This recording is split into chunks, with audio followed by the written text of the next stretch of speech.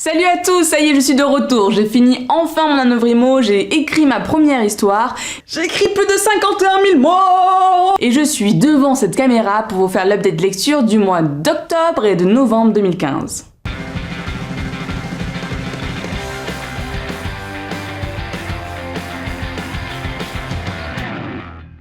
Premier livre, c'est le cycle des démons, le 4e tome.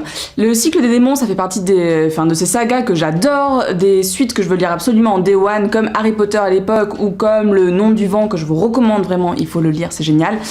Ce livre-là est pas aussi bien que les autres, mais je vais vous faire une vidéo dédiée à cette saga parce qu'il faut que vous la lisiez. Je sais, je me répète, mais il faut vraiment la lire. Et du coup, vous en saurez plus tard.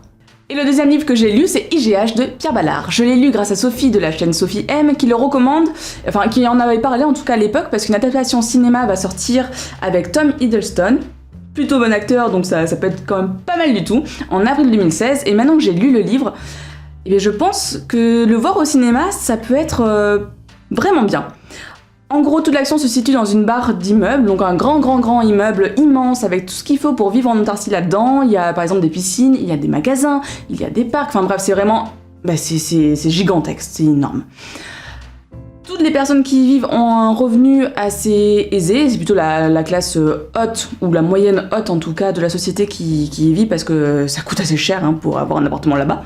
Donc on peut penser que la vie va être un peu plan-plan, entourée juste de bobos cultivés, qui vont juste aller à des dîners mondains et c'est tout, et c'est pas du tout ça. On va voir que petit à petit des clans vont se former, on va avoir un vrai microcosme qui ne va pas du tout bien s'entendre et qui va éclater. C'est génial. J'ai aussi lu les 2 premiers tomes de la saga L'Autre de Pierre Bottero. Je vous l'avais déjà dit, c'est un auteur que j'aime beaucoup, cette saga c'était la seule qui me reste à lire, donc du coup j'ai mis un peu de temps pour la commencer parce que je voulais un peu la conserver pour plus tard. Les 2 premiers tomes sont plutôt pas mal, c'est assez jeunesse et je pense que j'ai un peu trop vieilli malheureusement pour les apprécier autant que quand j'étais petite, mais c'est quand même une vraie parenthèse que j'ai aimée entre plusieurs lectures non jeunesse, plus adulte, même si j'aime pas trop ce genre de terme.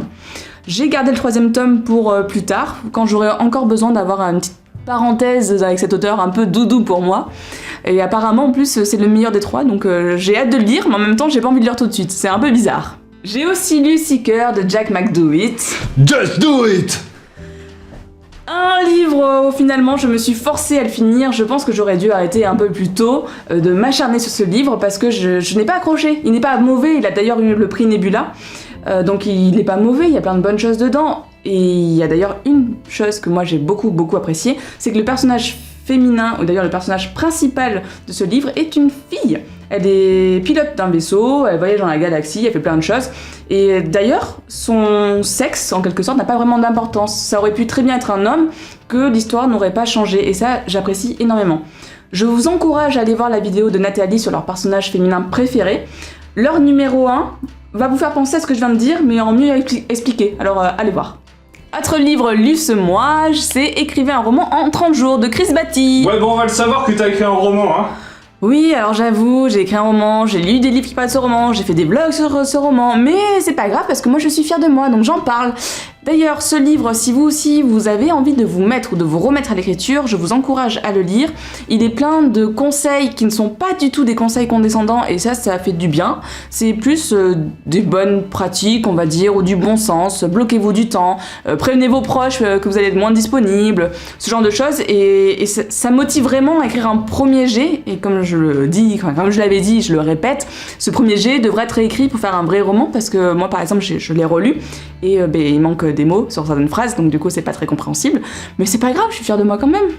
Porcelaine d'Estelle Faye. C'est un livre qui est un peu écrit comme un conte, c'est complètement onirique, quand on le lit on est plongé dans cette ambiance chinoise parce que l'action se passe en Chine, c'est top. Honnêtement, j'ai vraiment aimé. Il y a quelques maladresses quand même dans l'écriture, il y a quelques personnages qui pourraient être plus développés, mais au final, il faut le lire comme on lirait un conte, donc sans trop se poser des questions sur le background des personnages, vraiment en se laissant emporter, et moi, ça a complètement fonctionné sur ma lecture, donc je vous le recommande. Je pense que j'aurai pas le temps de faire une vidéo dédiée à ce livre, mais lisez-le si vous aimez tout ce qui est ambiance de conte, la Chine, voilà, ce genre de choses, allez-y.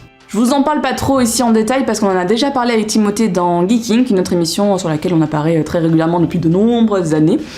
Deadly Class, c'est l'histoire d'un jeune homme qu'on suit, qui vit dans les rues d'une ville, qui va intégrer une école en art létal, donc une école d'assassins, et c'est juste génial. L'ambiance est top, la colorisation est top, le scénar est fantastique, et surtout, il y a une espèce de mise en ambiance grâce à la construction des cases qui est parfaite. Le tome 1 de Sex Criminals était déjà super bien, mais je me demandais un peu comment les auteurs allaient réussir à faire évoluer leur histoire et la relation entre le couple en fait principal de ce livre. Et honnêtement, après avoir lu ce tome 2, eh bien c'est génial. Ils ont réussi en fait à faire maturer en quelque sorte leur couple. On n'est plus dans les premiers émois de l'amour, on est un peu dans un couple qui se transforme, qui se pose des questions, où ça va un peu moins bien, et c'est génial. Donc on a toujours un aussi beau dessin, d'aussi belles couleurs, et l'histoire arrive à suivre tout ça magnifiquement. C'est aussi une lecture que je recommande. J'ai aussi lu un manga, Lastiro Inuyashiki.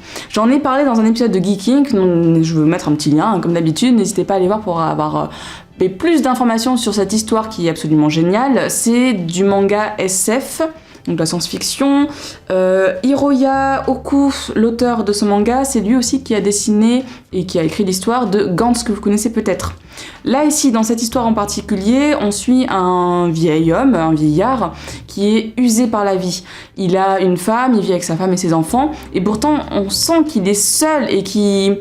En fait, il a plus vraiment de raison de vivre et c'est vraiment assez triste à lire et on a beaucoup d'empathie pour lui. Du jour au lendemain, il se retrouve avec des pouvoirs. En fait, il devient un cyborg d'une façon qui est pas vraiment expliquée, mais c'est pas là le but de l'histoire, je pense. Et on se demande ce qu'il va faire de ses pouvoirs et on va le suivre voilà, dans le manga. Le tome 2 est déjà sorti, le tome 3 sort en février 2016. Moi, je pense que je vais continuer à lire cette histoire. Par contre, les mangas, comme je les lis en un quart d'heure, et bien généralement, j'attends d'avoir plein de mangas à lire pour pouvoir tout rattraper. Donc, je vous en parlerai peut-être dans quelques années, quand il y aura 10 tomes qui sont sortis, par exemple. Mais si vous aimez bien les mangas et que vous aimez bien la SF, lisez-le, c'est super bien. Et c'est la fin de cette update lecture. J'espère que vous avez découvert des livres qui vous donnent envie de lire, parce que mine de rien, ce mois-ci, j'ai lu... que des bonnes choses, à part Seeker où là c'est un peu plus en demi-teinte, mais je pense que c'est moi qui n'ai pas accroché. S'il y a des livres qui vous intéressent, n'hésitez pas à le dire en commentaire. Si vous avez lu des livres que vous pensez qui vont m'intéresser, vous pouvez aussi le dire en commentaire. Dans tous les cas, laissez-moi un commentaire, hein, je me répète. Un petit cœur si vous n'avez pas envie d'écrire. Vous pouvez aussi vous abonner pour être au courant des prochaines vidéos. Moi de mon côté, je pense que je vais très vite vous reparler du cycle des démons. Et puis voilà, à très vite. Hop, attends, j'ai dit que j'ai écrit un livre? Non, parce que si je t'ai pas dit que j'ai écrit un livre, j'ai fait une vidéo pour te dire que j'écrivais un livre. Donc va la voir parce que c'est vachement bien. Et sinon, Timou il a aussi fait une vidéo où il parle de ses comics VO.